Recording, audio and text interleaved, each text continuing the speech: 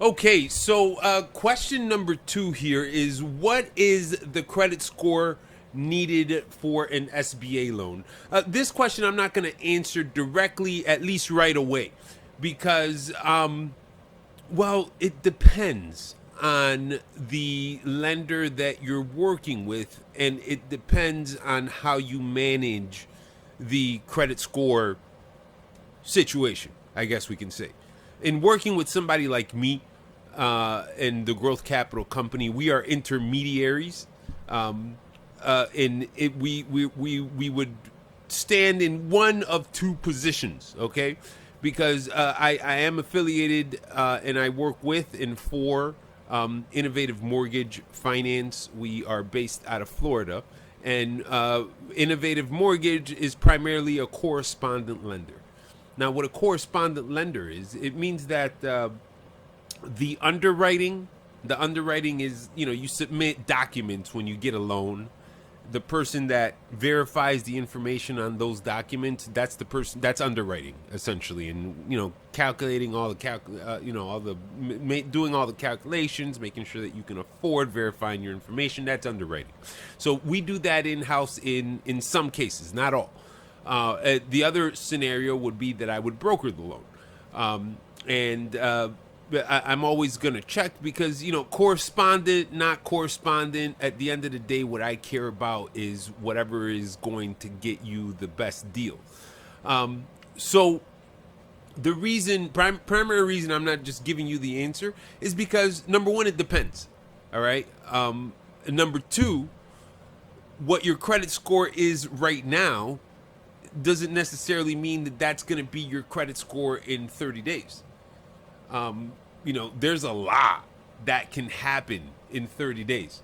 And without breaking a single law, just managing what's on your credit, what the balances are on each, how many accounts you have, there's a lot that can be done before the next time the credit report update. So one thing that I do with every single one of my clients, especially if we're early in the transaction, the first thing I want to do is check out your credit. But one of the first things that I'm going to want to do is check out your credit, and just to see what sort of massaging can we do here and there. Like, what happens if, we pay off a little bit of this credit card, even if it's just moving debt around, that can help, like, so for example, an example where that could help, without using any money. Like, let's say you have one credit card that has like a, $5,000 balance and it's maxed out. That's actually bringing down your credit score. What if we decided to use two or three of your other credit cards and spread that balance evenly among 3 or 4 credit cards? Next time the credit report updates, that is going to give your credit score a boost. Okay, if you have some extra cash and you have 1 or 2 credit cards that are maxed out, what if we pay off that debt like right now?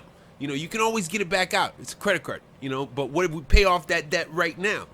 And then we begin the processing of the loan. And by the time that we're actually ready to, we're ready to, move forward, your credit score could be boosted. And that could help bring down the cost of the loan, either bring you to a point from a point to where you cannot get approved to a point where you can get approved, or moving you up in tiers. All loans, there's tiers. Tier 1, 2, 3, 4, 5, and the better the tier, the lower the cost. So we might be able to move you from a tier 5 to a tier 3, from a tier 3 to a tier 2, from a tier 2 to a tier 1, just by doing that early credit analysis. Now, the direct answer is, again, it depends. Most lenders are in the mid 6s. Some go down to 600. For SBA loans, I have never seen any offers for borrowers that are under 600. But when you're working with me, it doesn't matter where your credit score is. come talk to me. Let's have the conversation. Tell me what your goals are. I can help with your credit. You know, I very, very quickly put you on a plan. Do this, and your credit score will be boosted. And I don't charge anything for that. All right. So just come talk to me. Let's see how I can help you. All right. You see the website there, growthcapital.company.